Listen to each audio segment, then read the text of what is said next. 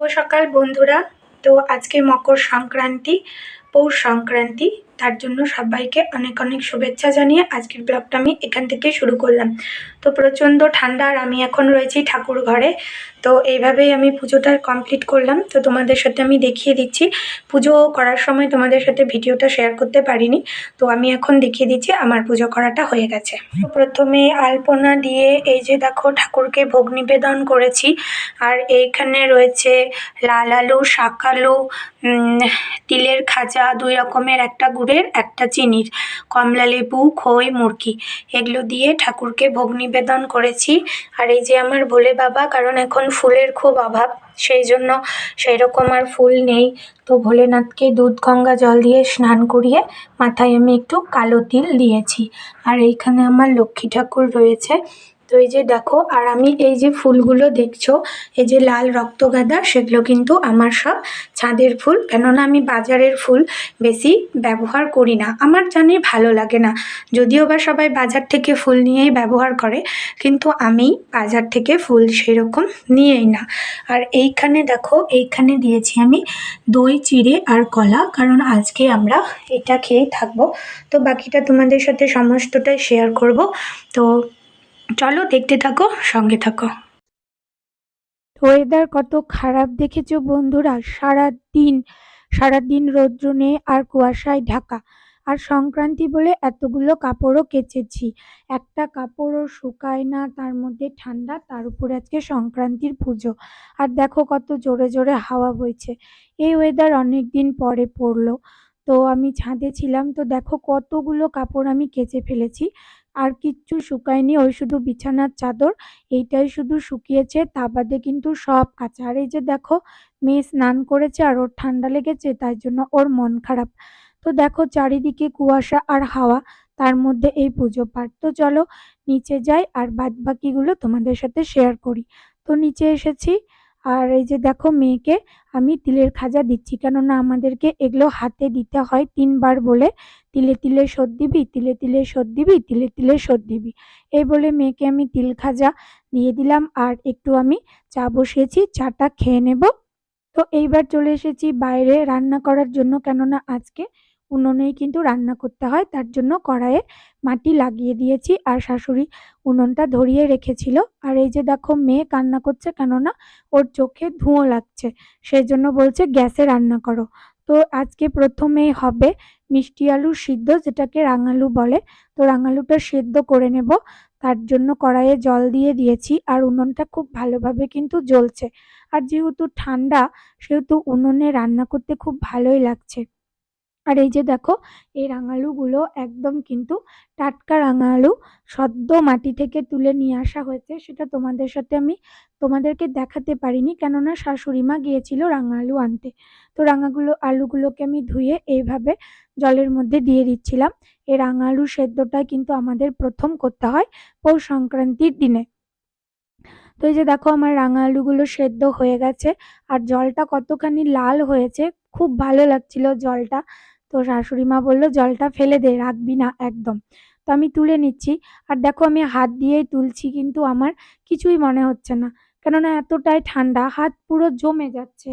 কি যে ঠান্ডা পড়েছে না বন্ধুরা, তার মধ্যে এই পূজা পার্বণ, কিন্তু কি করা যাবে, নিয়ম তো মানতেই হবে, তাই না?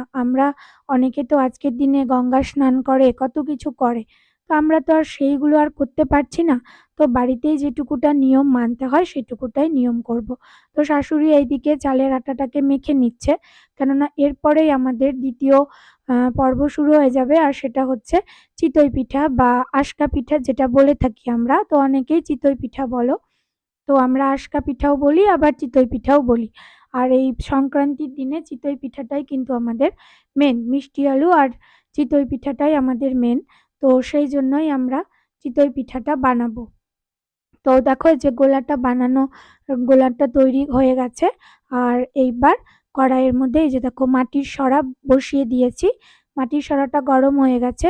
তো এইবার কাপে করে নিয়ে এই গোলাটাকে, আর এটা সম্পূর্ণ কিন্তু চালের আটার গোলা, আর এইভাবে ঢাকা দিয়ে দিয়েছে, আর চারিদিক থেকে এইভাবে জল দিয়ে ঘুরিয়ে দিতে হয়, তাহলে করে একদম খুব ভালোভাবে হয়। তো দেখো বন্ধুরা কতটা ফুলেছে চিতই পিঠাটা, কতটা ফুলেছে।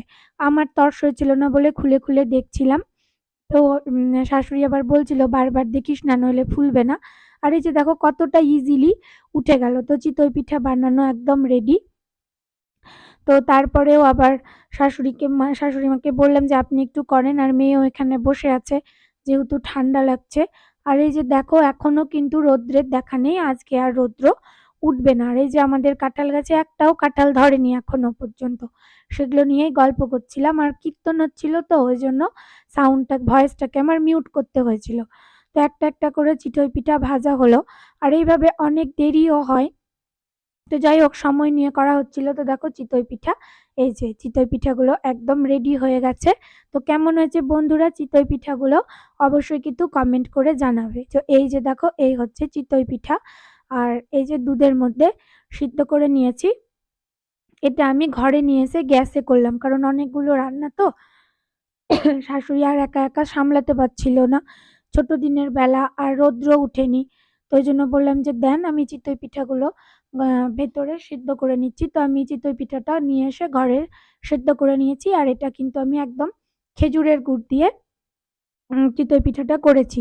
তো হয়েছে না বন্ধুরা একদম লোভনীয়। আমার তো খুব ভালোই লেগেছিল, খেতেও খুব টেস্টি হয়েছিল।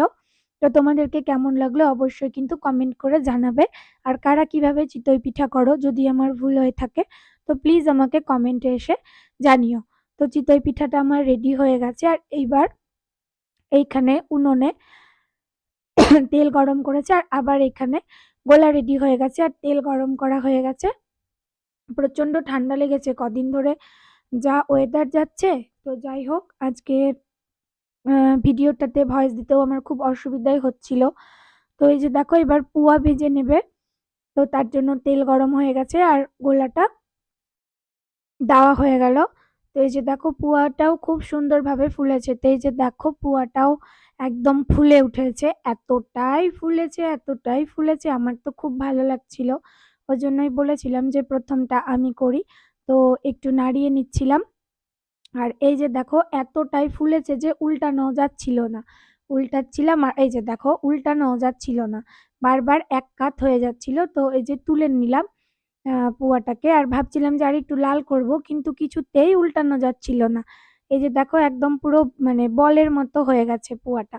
কারণ নতুন চালের গুঁড়া তো ওইজন্য পুয়াটা ভালোভাবে হচ্ছিল। তো আজকে আমাদের তেমন কিছু হবে না। চিতই পিঠাটা তো দেখালাম আর এই যে পুয়াটা দেখাচ্ছি। তো এই যে দেখো এক এক করে সমস্ত পুয়া আমাদের ভাজা হয়ে গেল। তো অলরেডি কিন্তু আমাদের পুয়া পিঠার পর্বটা শেষ। তো এই যে দেখো বন্ধুরা এই ছিল আমাদের সংক্রান্তির খাওয়া দাওয়া। এখানে দই চিড়ে, এখানে কিছু পাঁপড় ভাজা হয়েছে, এখানে খিচুড়ি হয়েছে। কেননা সারাদিন তো আমরা দই চিড়া খেয়ে কাটিয়েছি। তো সন্ধ্যাবেলা আমাদের খিচুড়ি হয়েছে। আর এইখানে দেখো দুধ চিতাই আর এইখানে পুয়া পুয়া রাখা আছে এইখানে। আর এখানে রয়েছে মিষ্টি, সাদা মিষ্টি। নলেন গুড়ের মিষ্টি দোকানে শেষ হয়ে গেছিল। তো সাদা মিষ্টি আনা হয়েছে। আর এখানে বেগুন পোড়া। কেননা আমাদের সংক্রান্তিতে বেগুন পোড়াই খেতে হয়। আর এই যে দইটা কিছু খাওয়া হয়েছে আর কিছু থেকে গেছে। তো এই ছিল আজকের ব্লগটা। ভালো লাগলে অবশ্যই লাইক, কমেন্ট আর শেয়ার করবে। সবাই ভালো থেকো, সুস্থ থেকো। দেখা হবে পরের একটা ব্লগে। সব্বাইকে টাটা বন্ধুরা, সব্বাইকে টাটা।